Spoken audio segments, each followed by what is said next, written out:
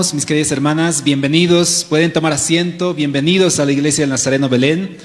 Hoy vamos a meditar en la palabra de Dios, hoy el primer domingo del 2025. Qué rápido pasa el tiempo, mis hermanos. Ya hoy empezamos un nuevo dígito, el año 2025, y confiemos que este año sea un año de bendición para nuestras familias, para nuestros hogares, para la congregación, para la iglesia. Voy a invitarles a que busquen en sus Biblias, mientras el libro de Proverbios capítulo 13, versículo 20.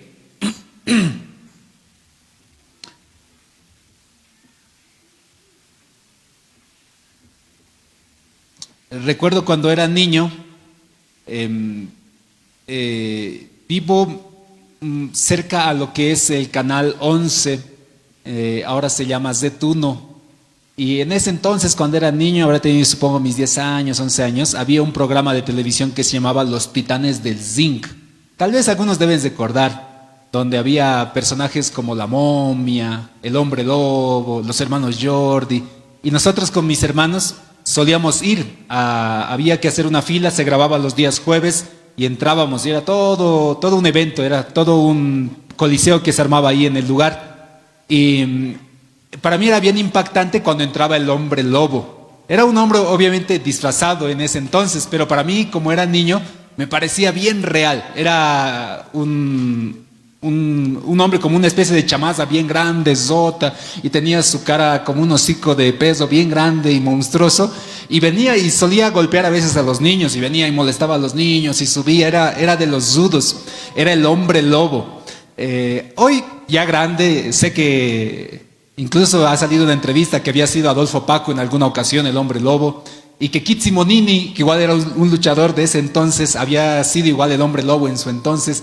Cosas antiguas, los muchachos y los niños no deben recordar, pero yo sí recuerdo de ese entonces. Era un programa que me gustaba mucho y que solíamos ir con mi familia, bueno, con mis hermanos y primos especialmente. Y hoy vamos a hablar acerca de los hombres lobo también, pero no específicamente de este personaje.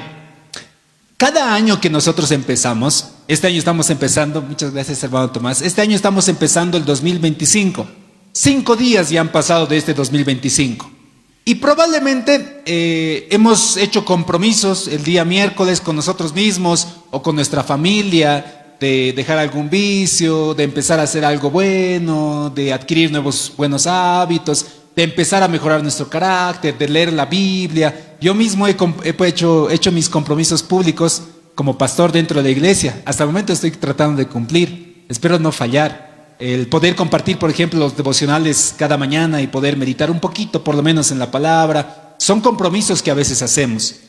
Y es bueno meditar acerca de los compromisos de amistades y compañías que vamos a tener durante esta gestión.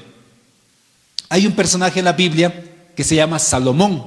Salomón es el hombre más sabio según las Escrituras. El libro de Proverbios, capítulo 13, versículo 20. Justamente el autor de Proverbios es Salomón. Salomón va a ser un rey muy sabio dentro de Israel. Después de David, Salomón es el rey más reconocido en el pueblo de Israel. Se lo va a reconocer por sus grandes habilidades de construcción. El ejército de Israel en ese entonces había sido el más fuerte de la época, se habían extendido en diferentes lugares, tenían muchas riquezas, mucha gente de a caballo. En el libro de Reyes relata un poquito todo el poder de Salomón. Y Salomón era muy sabio en sus decisiones en el gobierno de Israel, aunque no era muy sabio en sus decisiones de pareja, que es un asunto particular de Salomón. Y hay un proverbio, el proverbio capítulo 13, versículo 20, refleja un poquito del pensamiento de Salomón. Dice: quien se junta con sabios, sabio se vuelve, y quien se junta con necios, acaba mal. Es un proverbio, es un dicho popular similar a este versículo. Incluso algunos comentan que probablemente se ha inspirado este dicho popular en este versículo de Proverbios 13:20, que dice: el que anda con lobos termina aullando, dice este refrán. ¿A qué se refiere? Que si por ejemplo yo empiezo a juntarme con gente que es mal hablada, que dice muchos disparates y constantemente dice malas palabras. Con el tiempo yo voy a empezar a hablar como ellos. Eso particularmente nos ocurre a muchos bolivianos cuando suelen viajar al exterior, a Argentina o a España particularmente, y se les queda más o menos el dejo, ¿verdad? Hablan como español: ole, ole, ¿cómo estás, tío? ¿A dónde has ido? Bueno, he ido a España y allá estaba bien todo. Y hablan a algunos amigos así regresando, o hablan como argentino: ¿cómo estás, loco? He venido de la Argentina, ya estaba todo súper. Y dices: pero si te has ido hace una semana nomás a Argentina. Pero se te pega. O sea, yo he visto a muchos amigos que viajaron unos cuantos meses, tal vez a Argentina o a España, y vuelven con un dejo parecido, con un acento parecido. Eso en cuestión del dejo, desde el punto de psicología por si acaso, dicen que eso es una característica humana para adaptarse a las circunstancias. Es como un instinto de supervivencia. Te adaptas a ese lenguaje, te adaptas a esa cultura para sobrevivir. Lo malo de eso es que a veces nos adaptamos también a cosas malas dentro de la vida. Salomón, el personaje que les comentaba, va a tener un hijo. Se supone que el hijo debería parecerse un poco, por lo menos, al padre, ¿verdad? Por eso dicen los estonguistas o el tigre tiene ojos celestes, porque se parece un poco al padre. Porque Salomón tiene un hijo y su hijo se va a llamar Roboam. Salomón muere, y muere muy joven, por si acaso. Salomón, ¿saben a los cuántos años muere? 40 años tenía Salomón cuando murió. No gobernó mucho. Mira, yo cuando revisaba dice 40 años. Uy, no, 3 años más y voy a vivir los años que ha vivido Salomón. No vivió mucho, tal vez, era joven todavía. Muere y su hijo Roboam va a heredar el reino. Lo van a poner como rey en Jerusalén, todo el pueblo lo aclama, y encontramos aquí una historia bien particular. En Primera de Reyes, capítulo 12, versículos 1 al 15, encontramos la historia inicial del rey Roboam, el hijo de Salomón, el heredero de la sabiduría de Salomón, pero que al parecer no había sido tan sabio que digamos. Primera Reyes capítulo 12, versículos 1 en adelante, dice así: Roboam fue a Siquem, porque todo Israel había venido a Siquem para hacerle rey. Él era ya rey en Jerusalén. Y dice: y aconteció que cuando lo oyó Jeroboam, esto es otro personaje por si acaso, les doy un contexto. Roboam es hijo de Salomón. Y cuando el rey Salomón tenía sus glorias, había tenido un oficial principal que se llamaba Jeroboam. Muy parecido, ¿no? Roboam, y el otro solo es una G. Jeroboam. Jeroboam va a ser un oficial principal del Salomón, uno de los principales generales del ejército del rey Salomón. Y dice que cuando ya lo habían proclamado a Roboam, el hijo del rey Salomón, como rey, viene Jeroboam con todo el pueblo para hacerlo rey, y lo hacen rey. Viene Jeroboam con toda la gente y le dice, el versículo 2, y aconteció que cuando lo oyó Jeroboam, hijo de Nabat, que aún estaba en Egipto, a donde había huido delante del rey Salomón y habitaba en Egipto, enviaron a llamarle. Vino pues Jeroboam y toda la congregación de Israel a hablar a Roboam diciendo, es Primera Reyes capítulo 12, versículo 4, tu padre agravó nuestro yugo, mas ahora disminuye tú algo de la dura servidumbre de tu padre y de tu yugo pesado que puso sobre nosotros, y te serviremos. Y les dijo, idos, y de aquí a 3 días volved a mí. Y al pueblo se fue, dice. Lo que le estaba pidiendo el pueblo a Roboam, el hijo de Salomón, era algo razonable. Salomón les había puesto varios impuestos, y quién sabe, como rey en su decadencia, ya cuando tenía varias mujeres y estaba tal vez totalmente perdido, el mismo que escribe, vanidad de vanidades, dijo el predicador, ese es Salomón. ¿Para qué la vida? El sol sale, el sol se vuelve a entrar, el río viene y el río se va. Estaba totalmente decepcionado. Probablemente Salomón, los últimos años de su gobierno, no le fue tan bien, y le puso carga al pueblo, y le puso impuestos al pueblo, y les puso varias condiciones, y el pueblo empezó a molestarse. Como cualquier nación, ¿verdad? Cuando nosotros tenemos un gobernante que puede afectar nuestra posición, nuestro buen día, no hay gasolina, nos molestamos todos, no hay diésel, qué rabia, ese rey tiene la culpa, que lo saquen de una vez. Y Salomón muere, viene un nuevo rey, el rey Roboam. Viene el pueblo y le dicen, rey, tu papá, el rey Salomón, nos ha puesto muchas cargas, cosas difíciles de hacer. Por favor, te pedimos que lo bajes un poquito. Y dice, y te vamos a servir. Qué bonito, le dan la puerta para que siga siendo rey y para que lo sirvan. Y esto es lo que ocurre. Miren, por si acaso Salomón alguna vez decía, se los leo en Proverbios 11:14, donde no hay dirección sabia, caerá el pueblo, mas en la multitud de consejeros hay seguridad. Eso escribió Salomón. Seguimos leyendo Primera de Reyes, versículo 6. Entonces el rey Roboam pidió consejo de los ancianos que habían estado delante de Salomón, su padre, cuando vivía, y dijo, ¿cómo aconsejáis vosotros que responda este pueblo? Los ancianos les responden y le dicen, ellos le hablaron diciendo, si tú fueres hoy siervo de este pueblo y los sirvieres, y respondiéndoles buenas palabras les hablares, ellos te van a servir para siempre. Era un buen consejo, era razonable lo que los ancianos le estaban diciendo. Esto de tener consejeros es bien importante. En nuestra cultura, por ejemplo, le llamamos padrinos. En el contexto cristiano le hemos cambiado el nombre de consejeros. Los consejeros son a quienes nosotros llegamos y les decimos, no sé qué hacer. Estoy en esta disyuntiva, ¿cuál tomo? ¿Esto o aquello? ¿Hago esto o hago el otro? Les leía ese dato, en la multitud de consejeros está la sabiduría, pero donde no hay consejo, hay perdición. Estaba tomando un buen camino Roboam, como su papá. Yo creo que como hijo lo vio creciendo a su padre Salomón, y Salomón reunidos con todos los ancianos, y Salomón preocupado les preguntaba, ¿qué vamos a hacer con este pueblo? ¿Qué es lo que aconsejan ustedes? Y los ancianos le decían, haz esto Salomón, esto va a ir muy bien. Y le consejían probablemente los ancianos. Roboam quiere hacer lo mismo. Va donde los ancianos del pueblo, los ancianos que le aconsejaban a su papá, y le dicen, ¿qué hacemos? El pueblo me dice, quítame la carga, hazlo más ligera. ¿Qué es lo que podemos hacer? Y los ancianos le dicen, si tú rey te vas a dedicar a servir a este pueblo y les sirves, en otras palabras, si vas a gobernar bien y les quitas lo que te están pidiendo, ellos te van a servir, rey. Lo más lógico era que tome esa decisión. Pero él tenía unos buenos amigos. Capítulo 12 de Primera Reyes, versículo 6. Entonces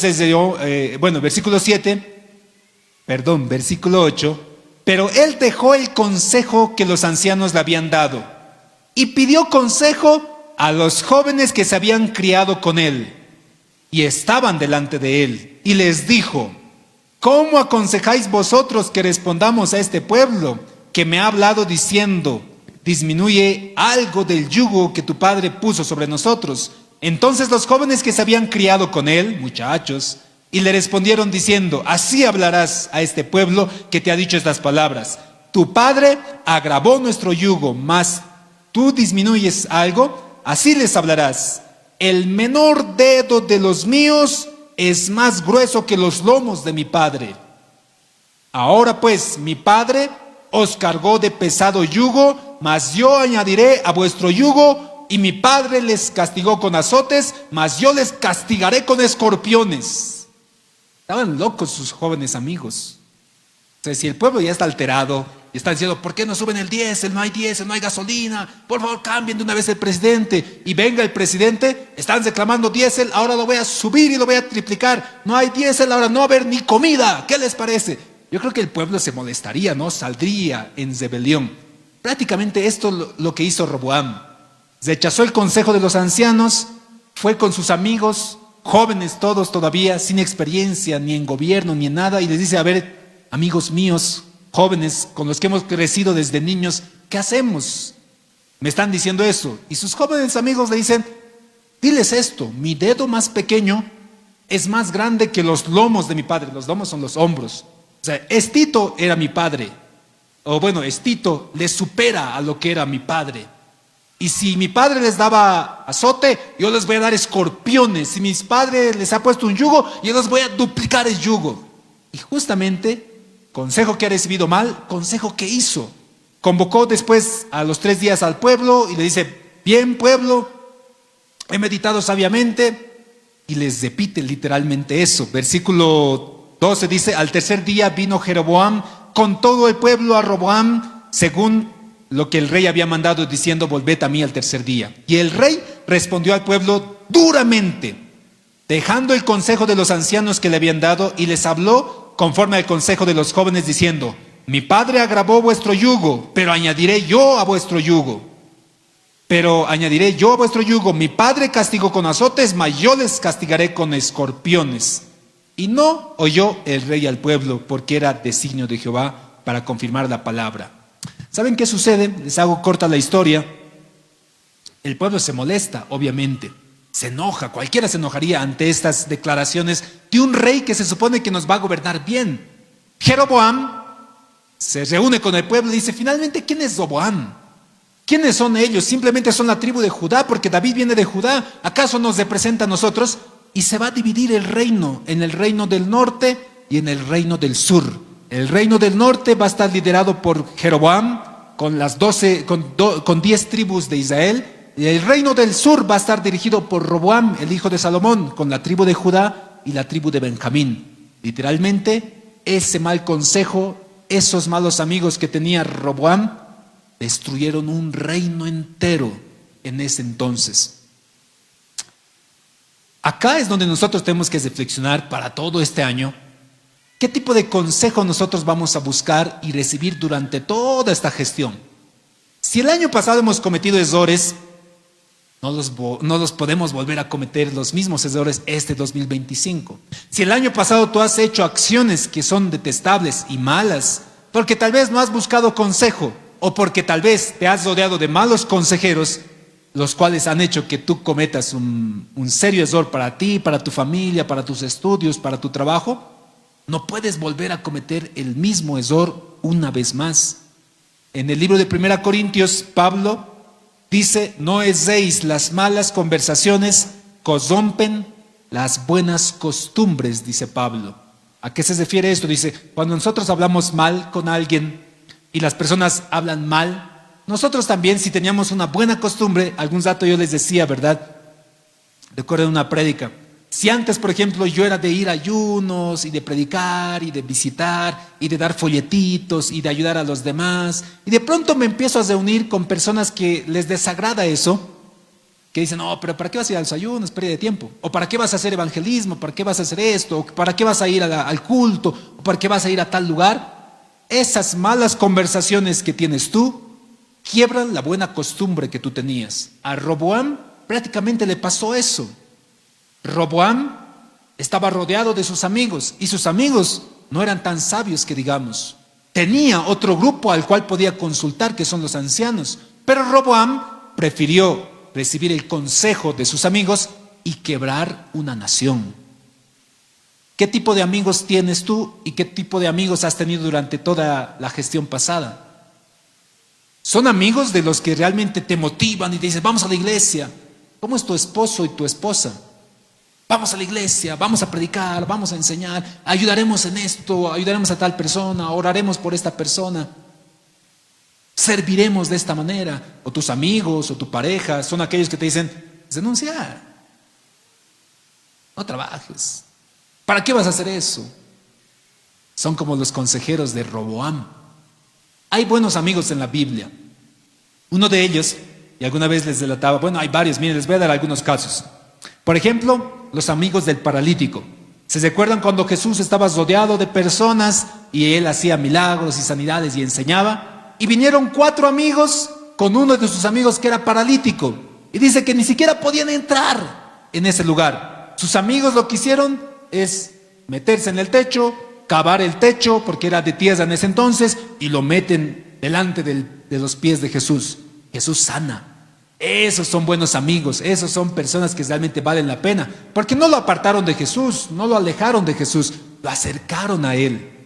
Otros amigos, por ejemplo, Andrés, el hermano de Pedro. Andrés, incluso hay un proyecto que se llama Operación Andrés dentro de la iglesia del Nazareno. ¿A qué se refiere Operación Andrés? Es cuando tú llamas a tu vecino, a tu hermano, a tu pariente y lo llevas a la iglesia. Eso es Operación Andrés. Andrés hizo eso. Andrés es el primero que encontró a Jesús antes de Pedro. Andrés lo encuentra, rápido va donde Pedro y dice, Pedro, hemos encontrado al Mesías, al que dice el Hijo de Dios. Y Pedro va corriendo con Andrés rumbo a conocer a Jesús. Otro caso particular es igual Felipe y Natanael. Felipe es igual a alguien que conoce a Jesús, va rápido donde Natanael y dice, Natanael, hemos encontrado al Mesías.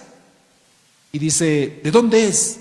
De Nazaret. ¿De algo bueno podrá salir de Nazaret? Reclamaba Natanael. Pero hay ese tipo de amigos que te motivan, que te empujan. Otro de ellos, por ejemplo, es Cornelio. En la casa de Cornelio, cuando había recibido el mensaje de salvación, él invita a toda su familia y a todos sus amigos, porque era una buena influencia. Este año, queridos hermanos, nosotros tenemos que ser una buena influencia para nuestros hijos, para nuestro esposo, para nuestra esposa, para nuestros amigos, para nuestros hermanos, para la congregación. La frase que dice en Proverbios, quien se junta con sabios, se vuelve sabio. Quien se junta con necios, acaba mal. Esto está en Proverbios 13:20. El que se junta con sabios, será sabio. El que se junta con necios, acabará mal. ¿Quieres ser el mejor predicador? Júntate con buenos predicadores, con mejores de lo que tú puedas hacer. ¿Quieres ser el mejor en tu área? Tocas teclado, tocas algún instrumento, haces algún oficio. Rodéate de los mejores. La mayoría de los exponentes profesionales o personas que son empresarias suelen recomendar eso. Dicen, esto decía Steve Jobs, yo me junto de las personas que son mejores que yo en lo que yo no puedo hacer.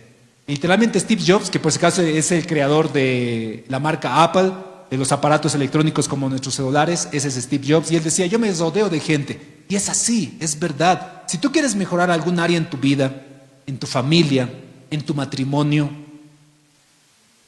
si tú te vas a juntar, por ejemplo, con personas que no saben lo que es estar casado, vas a querer empezar a aullar como ellos.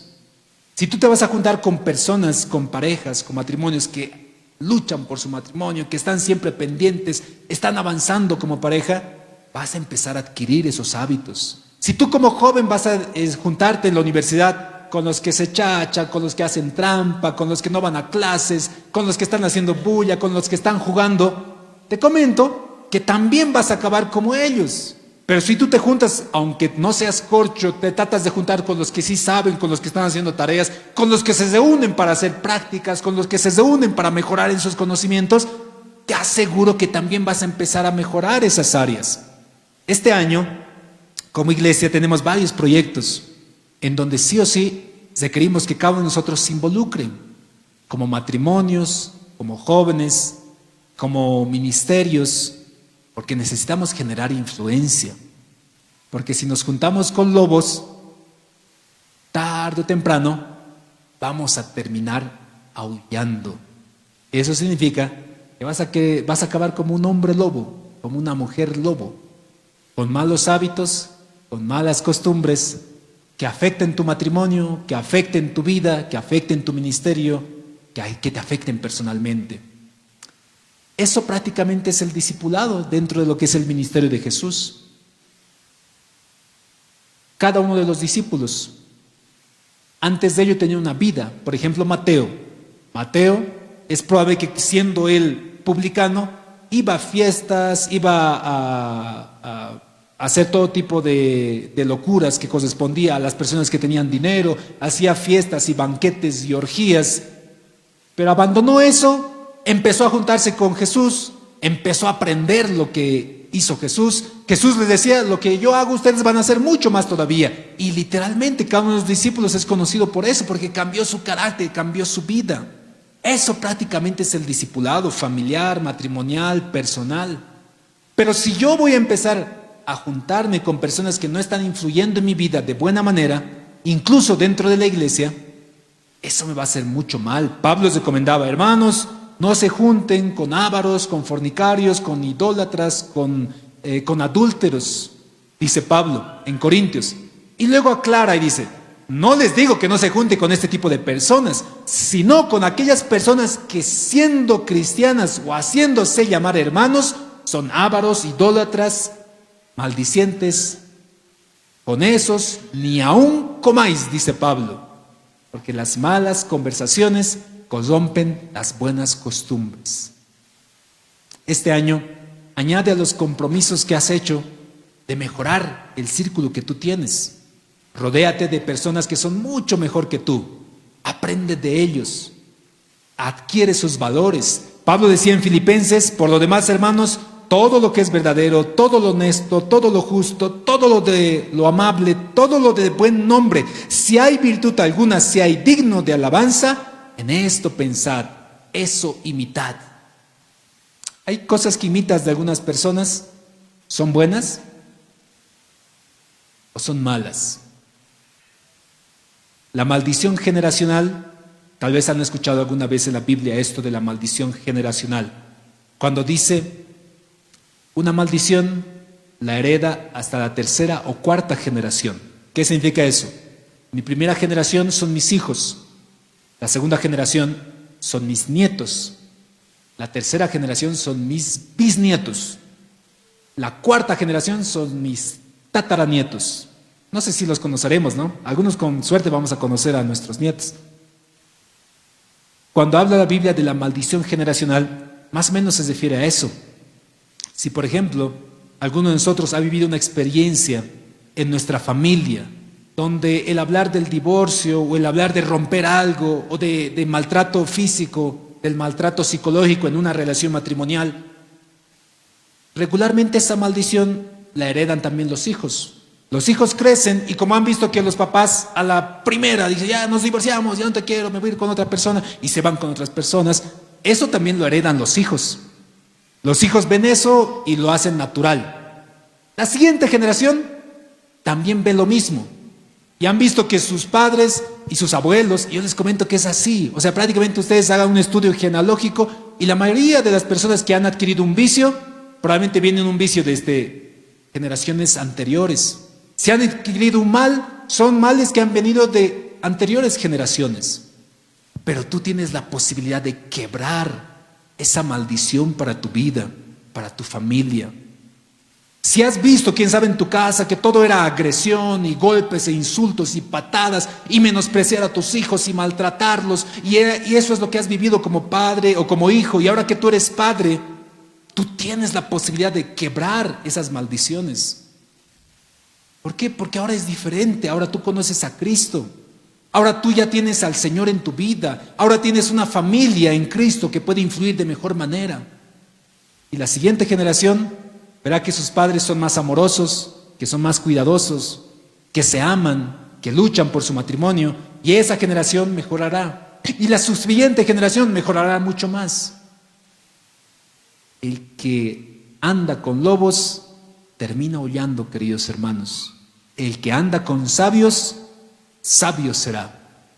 Que este año el Señor desame sabiduría sobre tu vida, en la toma de decisiones dentro de tu familia, dentro de tus estudios, dentro de tu trabajo, y que todo lo que hagas siempre sea para la gloria del Señor. Así que si alguno hoy día o desde el año pasado ha empezado a aullar, este año puedes quebrar esa maldición para tu vida. Empieza a juntarte con personas más sabias. Empieza a juntarte con personas que admires, con eso que quisieras que llegue a ser tu matrimonio, con eso que quisieras que llegues a ser como profesional. Y te aseguro que poco a poco te vas a empezar a parecer también a esa familia, a esa persona, y vas a mejorar en todo lo que estés. Si este año vas a seguir los mismos hábitos, le atribuyen a Albert Einstein que dice, el que siga haciendo lo mismo y piensa tener resultados diferentes, ese está loco. Porque nada cambia si sigues haciendo lo mismo. Si el año pasado has cometido errores y este año quieres mejorar, cambia. Cambia, hay cosas que tienes que cambiar. Y eso solamente el Señor te puede dar sabiduría. Hoy, queridos hermanos, vamos a orar y vamos a agradecer también por este tiempo. Medita en qué amistades vas a hacer durante esta gestión.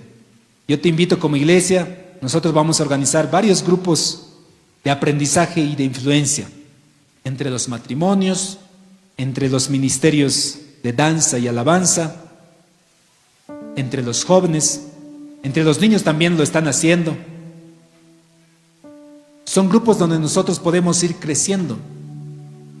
Esos son los grupos de influencia. En psicología se llaman, hay grupos de autoayuda, le dicen. Es cuando estás rodeado de un grupo de personas que han vencido, que han podido. Tú los ves y les dices, ¿ustedes han podido? Sí, yo llevo 1 año sin beber ni una gota de alcohol. Entonces dices, yo también puedo. Y te comparten su testimonio, te comparten lo que han vivido. Y dices, entonces yo también voy a poder. Eso prácticamente, queridos hermanos, es el discipulado que el Señor ha visto. Cuando yo me reúno con matrimonios, los cuales tienen las mismas luchas que yo, tienen problemas de celos, tienen problemas de infidelidad, tienen problemas económicos, tienen problemas de pareja, pero veo a algunos de ellos que han batallado y han sabido prevalecer y permanecer. Entonces me identifico y digo, wow, yo también puedo, entonces mi matrimonio también puede. Si yo como joven veo que tal vez no he tenido los recursos, que el Señor, ahora que ya soy grande, me ha bendecido, digo, yo también puedo entonces. El Señor también puede en mi vida entonces. Eso es lo que pasó en las generaciones de discípulos del Señor. La primera generación vio todo lo que Jesús hizo. La segunda generación vio todo lo que los discípulos podían hacer en el Señor. La siguiente generación vio cómo los discípulos de los discípulos podían hacer todo en el Señor. Y hoy, queridos hermanos, estamos llamados a testificar. Estamos llamados a cambiar. No puedes seguir haciendo lo mismo y tener resultados diferentes. No significa que abandones a tus amigos. Tú tienes que ser sal y luz ahí. Pero si te estás dando cuenta que no puedes brillar, que no hay luz en ti, que no hay brillo en ti, y más allá se te está oscureciendo en ti la fe que tú tenías, sé prudente, cambia tu entorno, mejora, sigue al Señor. Vamos a orar, queridos hermanos. ¿Quieres venir aquí adelante? ¿Quieres inclinar ahí tu cabeza? ¿Quieres dejar al Señor tus necesidades? Puedes inclinar ahí tu cabeza también. Este año vamos a encargar al Señor que nos dé la fortaleza necesaria para hacer cambios necesarios y nos dé también la sabiduría necesaria para poder iluminar en medio de la oscuridad. Oremos unos por otros. Vamos a orar. Señor, gracias, gracias te doy. Gracias te doy por este tiempo. Gracias te doy por el día, Señor, que nos has dado.